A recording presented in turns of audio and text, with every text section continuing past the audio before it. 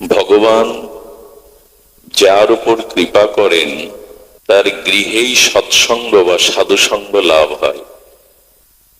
অকারণ করুণা বরুণালয়, শ্রী ভগবান কোন জীবের প্রতি যখন করুণা বর্ষণ করেন তখন গৃহে থেকেই তার সৎসঙ্গ লাভ হয়। সৎসঙ্গ এবং ভজন এটি ওতপ্রোত জড়িত। ভজন কখন আসে? সাধুসঙ্গ যখন আসে। একটা সেই কান টানলে যেমন মাথা আসে, ভজন সাধুসঙ্গ হতে আসে। আবার যখন ভজন শুরু হয় আমার জীবনে, আপনার জীবনে, তখন সেই ভজনের শিথিলতাও আসে। আবার সেই ভজনকে শিথিলতার স্খলিত হাত থেকে বাঁচাতেও সৎসঙ্গ দরকার। সৎসঙ্গ থেকে ভজন আসে, আবার ভজন থেকে সৎসঙ্গ আসে, দুটো একে অপরের পরিপূরক। তো গৃহস্থ আশ্রমেই ভক্তির বা প্রেম ভক্তির বাধক নয়। আবার বলি, গৃহস্থ আশ্রম মানে সংসার আশ্রম ভক্তির বাধক নয়, বরঞ্চ ভক্তির সাধক। আমরা যারা গৃহে আছি, স্ত্রী পুত্র কুটুম্ব, রোগ শোক দুঃখ জ্বালা ব্যাধিতে সংসার ছেড়ে আপনাকে ভক্তির জন্য কোথাও যেতে হবে না। সংসার ভক্তির বাধক নয়, ভক্তির সাধক। দেখুন, শাস্ত্রে জ্যোতি, সন্ন্যাসী, ত্যাগী, ব্রহ্মচর্যের অনেক মহিমা আছে। তারা প্রণম্য, তারা জগৎ পূজ্য। সন্ন্যাসী, ব্রহ্মচারী, আচার্যগণ তারা কি মঠে জন্মেছে? একটু কথা বলুন, মঠে জন্মেছে কেউ? সন্ন্যাসীরা জগৎ পূজ্য, সকলেই প্রণম্য, কিন্তু তারা ভগবানের, প্রভুপাদ বা শ্রী গুরুদেব বা আচার্যগণ তারা ভগবানের স্বরূপ। কিন্তু এরা কোথায় এসেছেন? সন্ন্যাসী, ব্রহ্মচর্য, বানপ্রস্থ মঠে কোনো মহাপুরুষের জন্ম হয়নি, হয়েছে গৃহ আশ্রমে।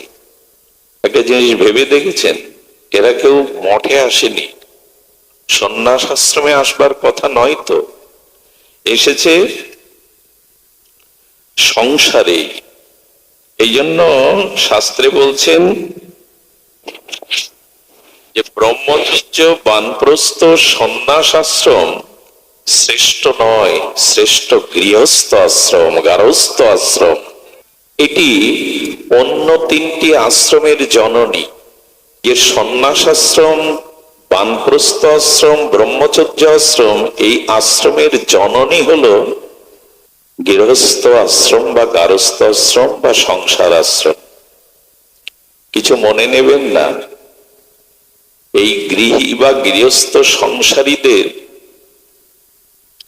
তাদের শুদ্ধ সাত্ত্বিক দানেই কিন্তু আশ্রমগুলো চলে।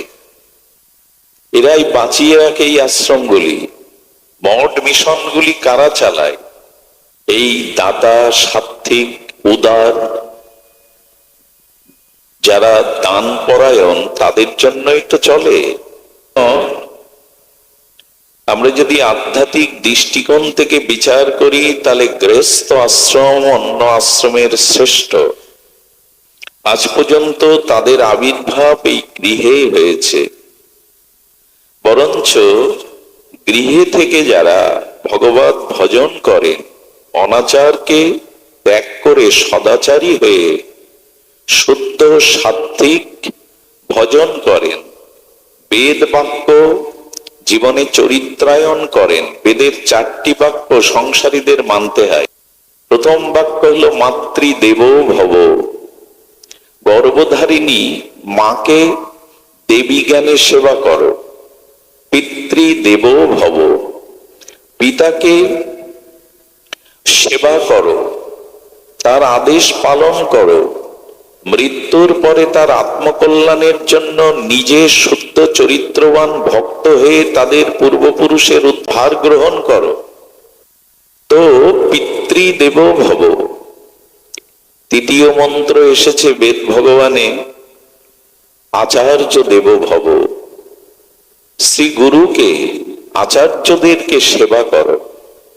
গৃহে কোনো সাধু সন্ত আচার্য যদি আসে, তাদের নারায়ণ জ্ঞানে সেবা করো। চতুর্থ মন্ত্র হলো অতিথি দেব ভব।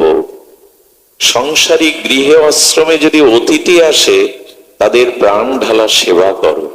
এই চারটি মন্ত্র বেদে এসেছে গৃহীদের জন্য। যদি এই বেদবাক্য পালন পরায়ণ হয়ে পিতামাতাকে দেবদেবী জ্ঞানে, সাক্ষাৎ দেবতা জ্ঞানে অকৃত্রিম সেবা করতে পারেন, যদি আচার্য শ্রী গুরু সাধু সন্ন্যাসী আচার্যগণের সেবা অনুরাগ দিয়ে তাদের আদেশ উপদেশ পালন করতে পারেন, অতিথিকে যদি মান্যতা দেন, অতিথি পরায়ণ হন, অতিথি সেবা করেন, তবে সংসারে থেকেই আপনি সন্ন্যাসী, সংসারে থেকেও আপনি ভাগবত ভক্তির অধিকারী।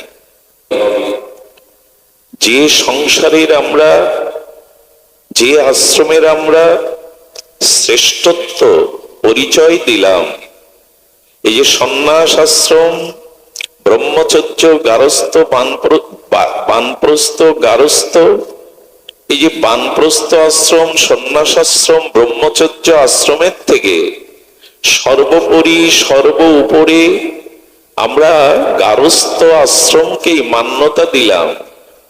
সেই গারস্থ আশ্রমের আচরণ কেমন হবে, পরিবেশ কেমন হবে, তাদের মন মানসিকতা চরিত্র ব্যবহার কেমন হবে? বাচ্চাগুলি কারা কথা বলছে, কি বলছেন? খুব ধ্যান দিতে হবে। সমস্ত আশ্রমের জননী শ্রেষ্ঠ যে গারস্থ আশ্রম, তার পরিচয়, তার ব্যবহার, তার আঙ্গিকটা কেমন হতে হবে? মহাপ্রভু একটি সত্য দিয়ে দিয়েছেন, ছাড়ি অনাচার পর কৃষ্ণের সংসার।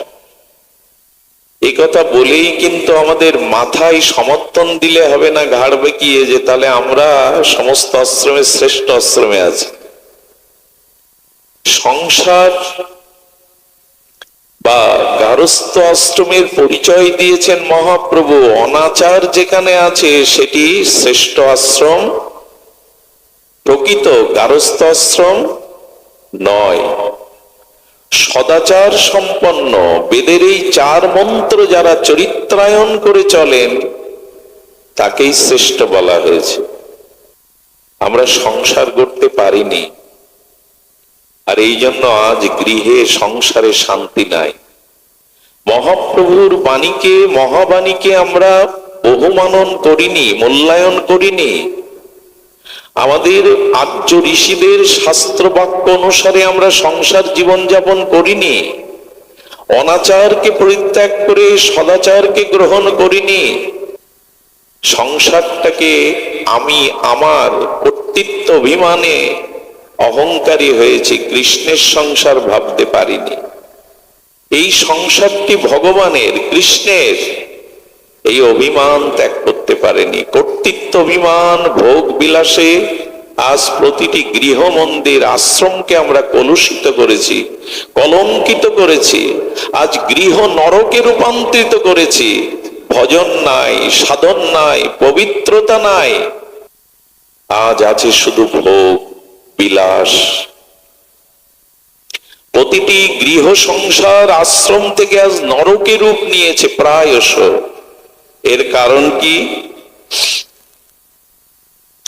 এর কারণ বিবাহোত্তর জীবনে স্বামী স্ত্রী তো সংসারের রূপকার। আজকের যে যুবক যুবতী আগামী দিনের তারাই হবে স্বামী বা সহধর্মিনী।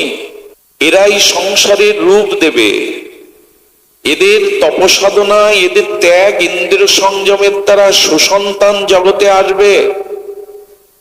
তাদের ইন্দ্রিয় সংযম, ত্যাগ, তিতিক্ষা, বৈরাগ্য দ্বারা এই সংসারকেই তারা স্বর্গ নয় বৈকুণ্ঠ করে তুলবে। কিন্তু দুঃখের বিষয়, আজ স্বামী স্ত্রী রূপে যারা সংসারে প্রবেশ করে তাদের সংযম আছে?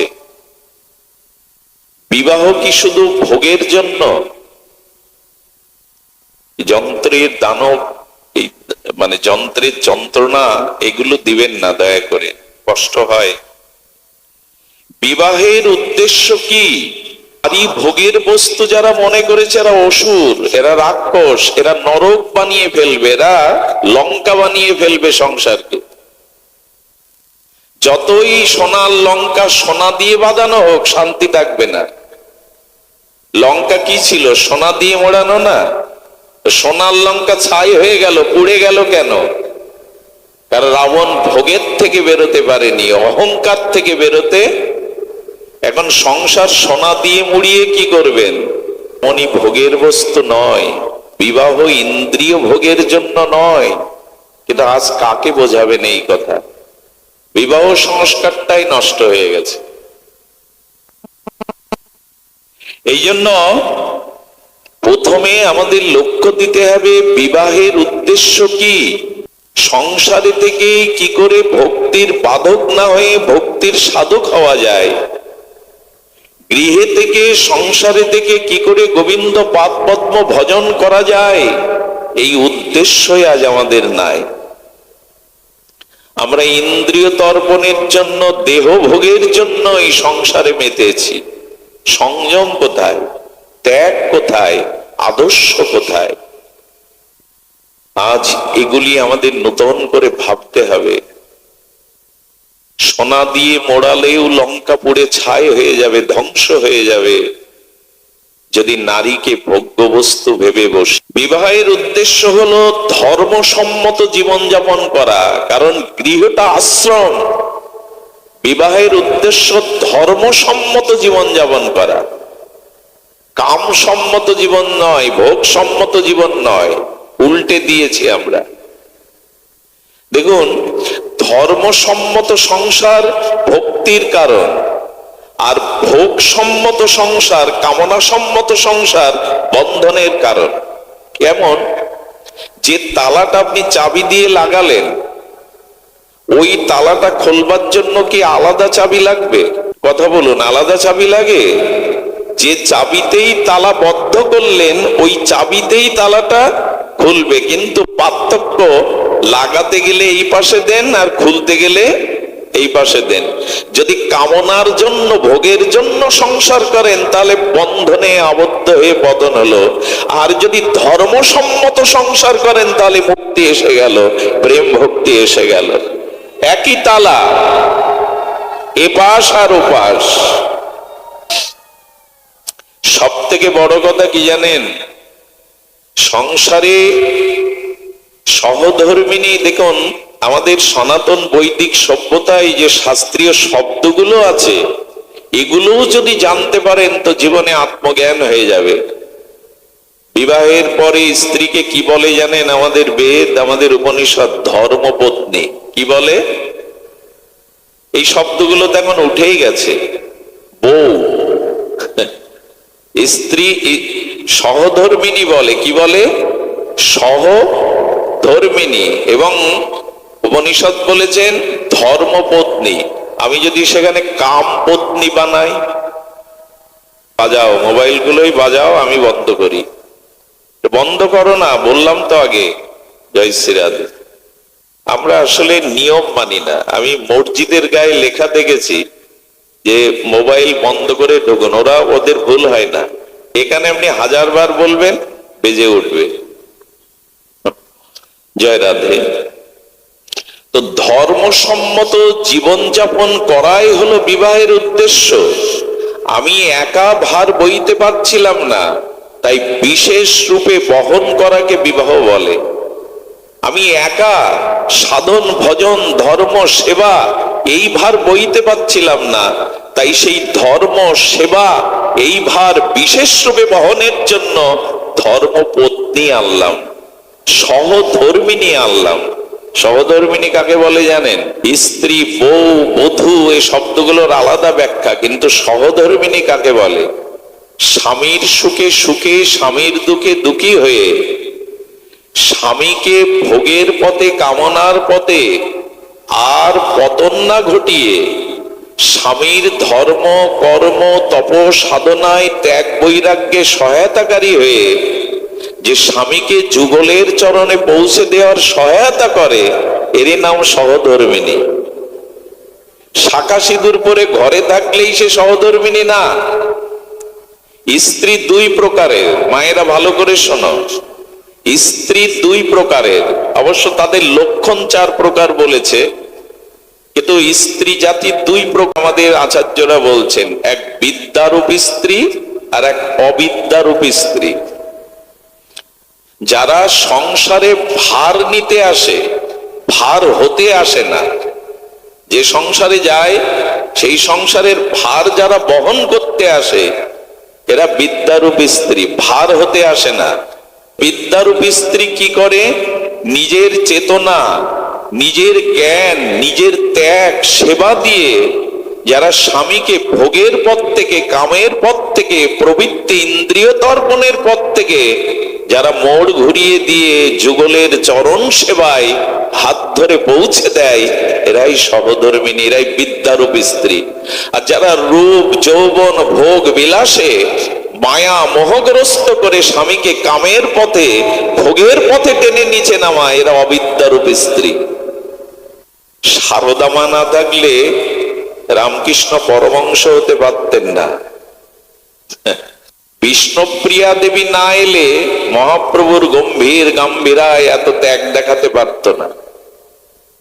আর রাধারানী বামে না দাঁড়ালে কৃষ্ণ ভুবন মোহন হতে পারত, বিশ্বমোহন হতে পারত, মদন মোহন হতে পারত না। রাধারানী হলেন কৃষ্ণ ভুবন মোহন, ভুবনকে মোহন করছেন। এই সচ্চিদানন্দ আনন্দ ব্রহ্ম রস ব্রহ্ম স্বয়ং ভগবান বিশ্বকে মোহন করছেন, কিন্তু মদন মোহন হতে পারবে না তুমি যদি রাধারানী বামে তা থাকে।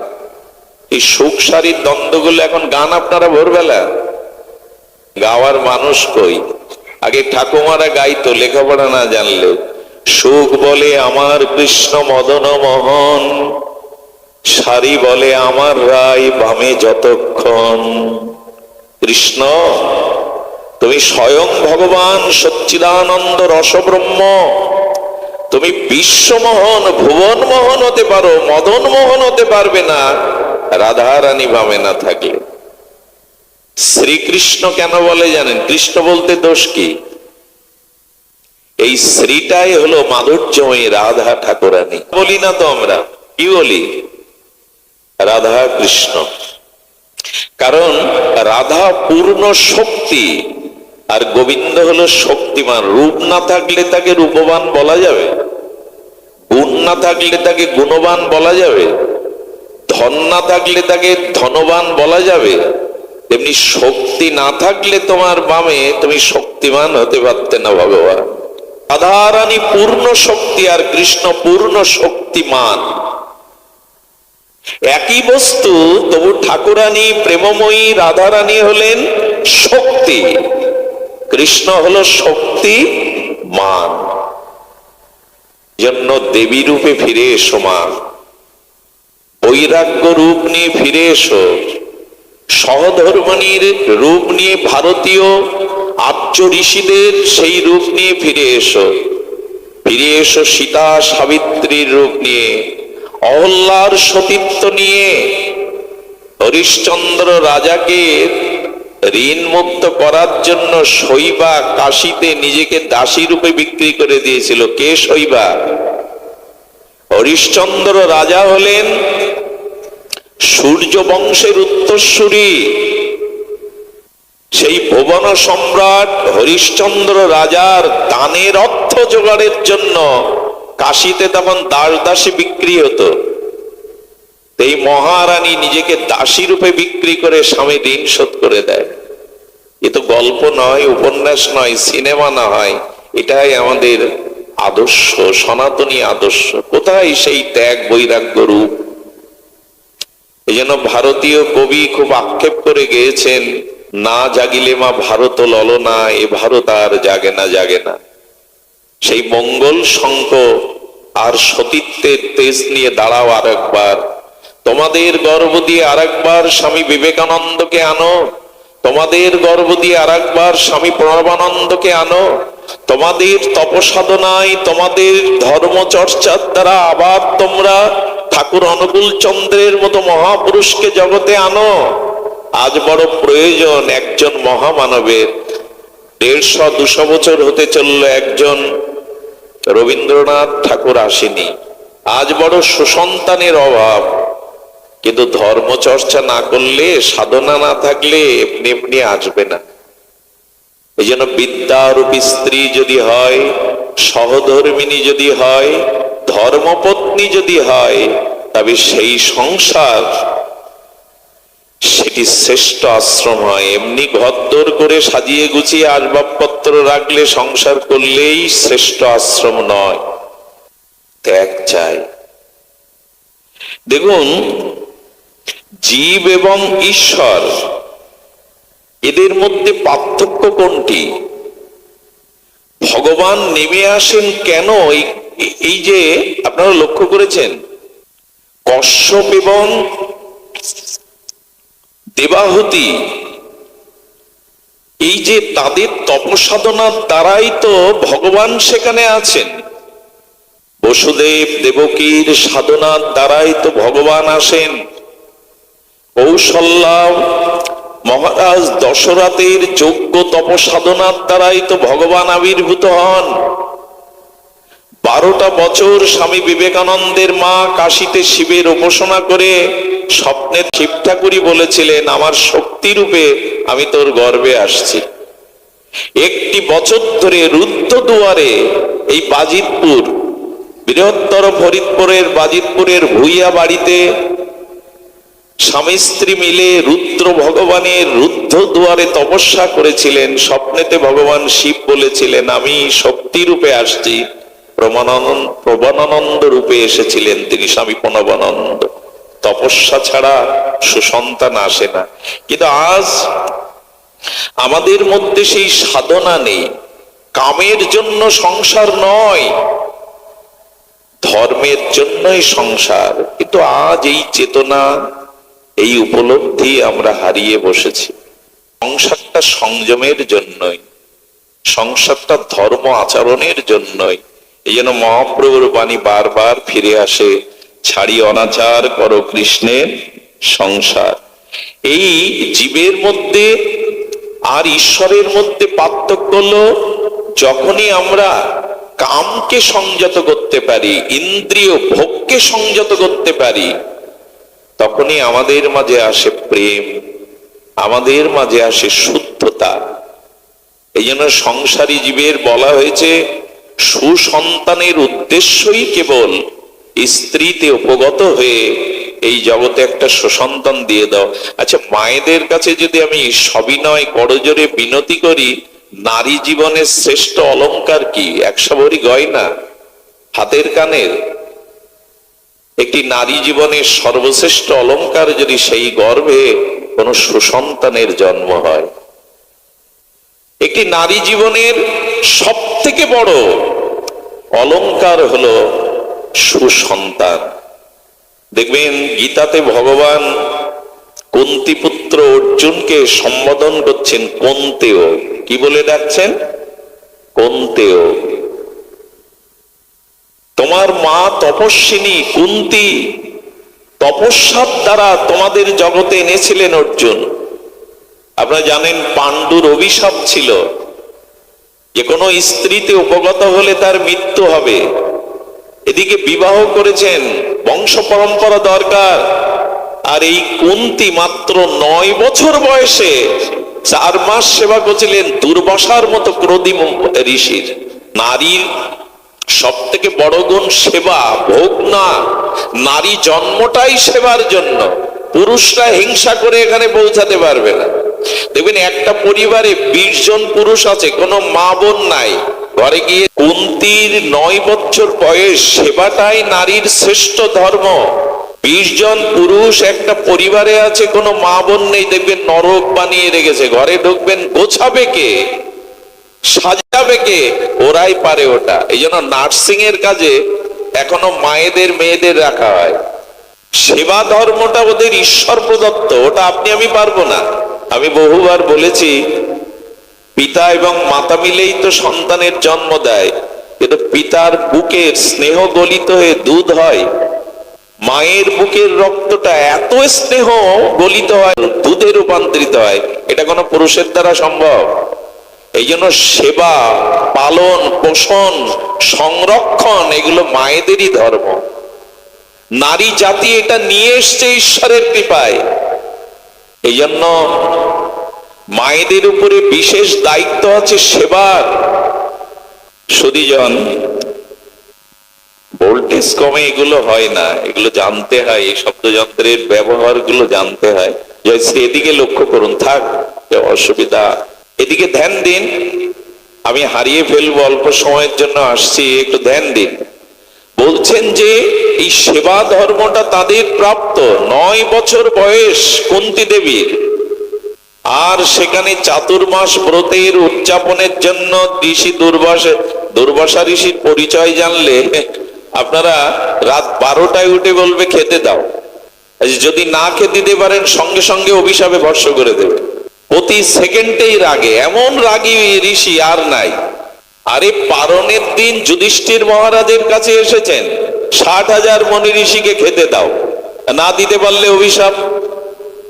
আর কুন্তী দেবীর পিতা হাত জোর করে বললেন, ঋষিবর, আপনার সেবা দেওয়ার মতো ধৈর্য সামর্থ্য আমার নেই। কুন্তী দেবী দেখলেন সাধু দোয়ার থেকে ফিরে যাবে, 9 বছরের বালিকা, সাধু দোয়ার থেকে ফিরে গেলে গৃহের মঙ্গল তো চলে গেল।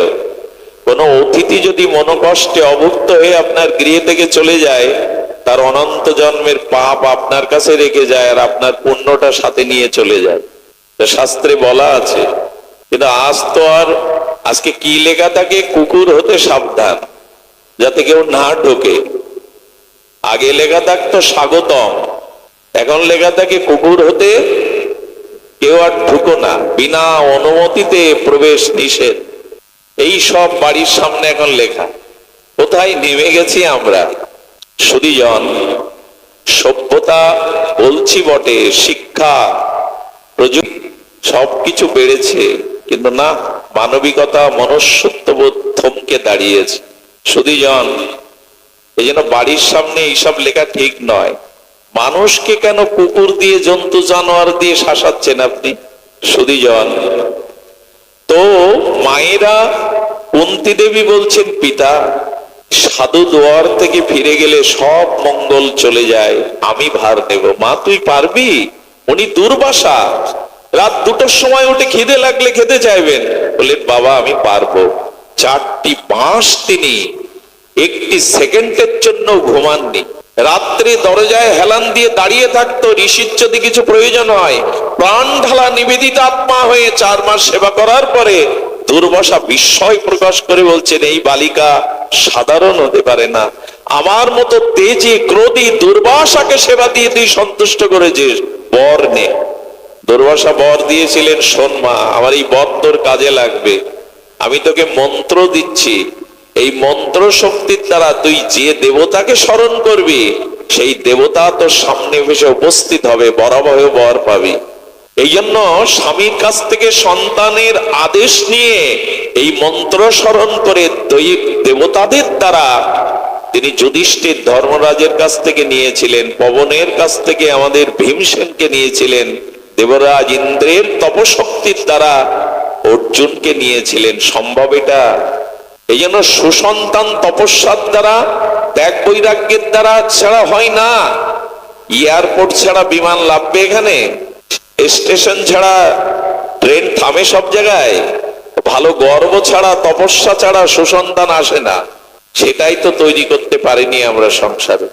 সুধীজন, এই জন্য শাস্ত্রে বললেন, কাম পত্নী বানাবেন না, ভোগের জন্য মায়েরা না, মেয়েরা না, ধর্মপত্নী বানান। আমাদের বুধাটার পাশে, আমার জন্মস্থানের পাশে একটা মেয়ের বিয়ে দেয়, বাবা অনেক কষ্ট করে টাকা ব্যয় করে, মেয়ের সুখ প্রতিটা বাবাই চায়। 2 মাস যেতে পারে না, মেয়েটা অত্যাচারিত হয়ে চলে আসলো, ছেলেটা ড্রাগ আসক্ত, সংসার করা হলো না। সুধীজন, একটা অনুরোধ করি, গৃহটাকে সন্তানাদি তপস্যার দ্বারা তপস্যারই ফসলেরা। কুন্তী দেবী এমনি মহীয়সী হননি, জগৎ পূজিতা হননি, অল্প বয়সে স্বামী হারালো, 12টা বছর পঞ্চ পাণ্ডবদের নিয়ে বনে বনে ঘুরলো, 1 বছর অজ্ঞাতবাস গেল, বিষ খাইয়ে পুড়িয়ে মারতে গেল, কিন্তু কুন্তীর স্নেহ, সাধনা, তপস্যা, ত্যাগ, বৈরাগ্যের দ্বারা তারা ভগবানের চরণ ছাড়া, ছায়া ছাড়া কখনো হননি। ভগবান ওদের ঘরেই বাধা। কুন্তীর মতো জননী যেখানে, ভগবান সেখানে ছায়ার মতো পাণ্ডবদের দুয়ারে পড়ে রয়েছে। সুধীজন, এই জন্য সংসারে যখন ভোগ বা কাম চলে আসে তখন পাপের প্রবেশ হয়, আর যখন ত্যাগ বা সংযম আসে তখন ভক্তি বা পুণ্যের প্রবেশ ঘটে।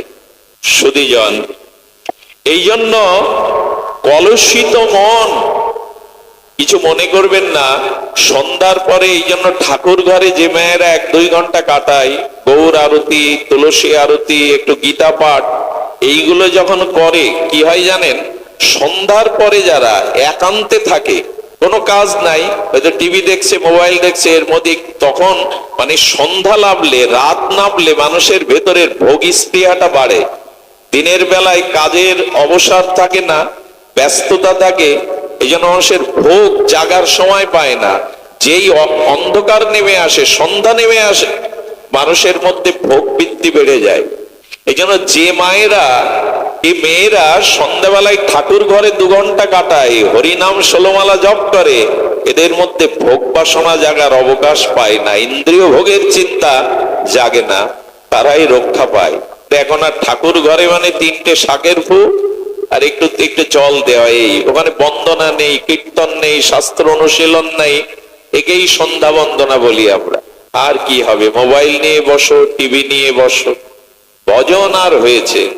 এই জন্য কলুষিত মন একান্ত থাকলে কলুষিত হয়, আর ভজন সাধন নিয়ে একান্ত থাকলে মন পবিত্র হয়।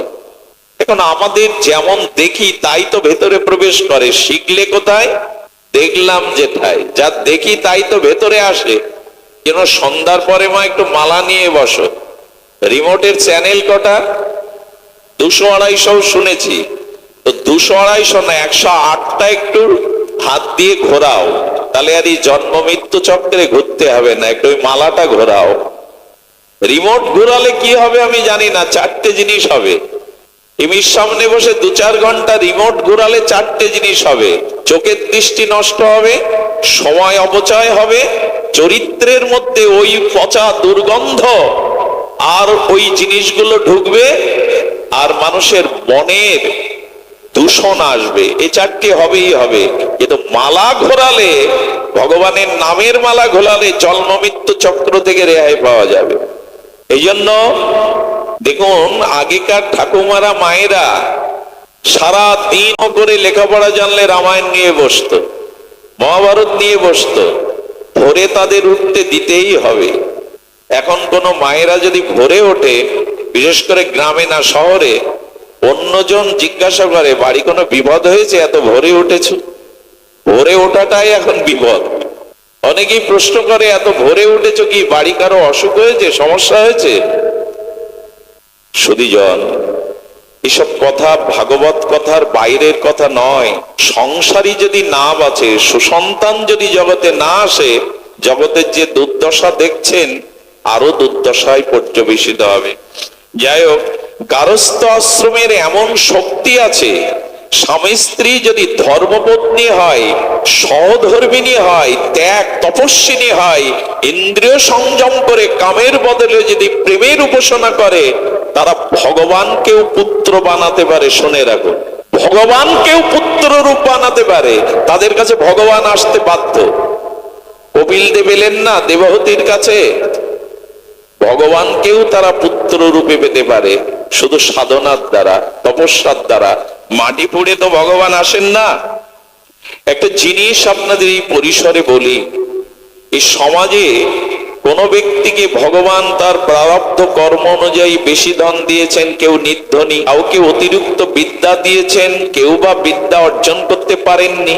এই অসমতা আছে সমাজে। কিন্তু লক্ষ্য করেছেন ভগবান ধন বিদ্যা অন্যান্য জিনিস পার্থক্য করে দিয়েছেন, কিন্তু মন সবার দুটো দিয়েছেন না একটা? কেন একটা? সবার বেলায় অর্থ রূপ যৌবন বিদ্যা শক্তি আলাদা আলাদা, মন একটা দিলেন কেন সবাই? মন একটা দিলেন এই জন্য যে না, মনটা ভগবানকে দাও। দু চারটে হলে চারিদিকে চলে যেত, একটা মন দিয়েছি ওটা অন্য কাউকে না নিয়ে আমার চরণে দাও, মনমানা ভব মনটা আমায় দাও। দু চারটে দিলে চারদিকে দিয়ে দিতে, একটাই দিয়েছে মন, আর দিয়ে আবার চাইছেন একবার উলোধনী দাও, একবার একবার দিয়ে আবার গীতাতে বলছেন মত চিত্ত মনটা আমায় দাও। ভগবান হাত বাড়িয়েছেন, আহ্বান করছেন মন আমায় দাও, আর কাউকে দিও না, আগে আমাকে দাও। আমাকে দিলে যে প্রসাদ রূপে পাবে, মন্দিরে যেমন ভোগ লাগায় ওই ভোগটা ভগবানকে লাগালাম, এবার সবাইকে বিলিয়ে দাও। যে মনটা ভগবানকে দিলে সেই মন থেকে যে প্রসাদ আত্মতৃপ্তি আসবে, এবার এটা জগৎকে দিয়ে দাও। কিন্তু মন আগে কাউকে দিও না, অগ্রে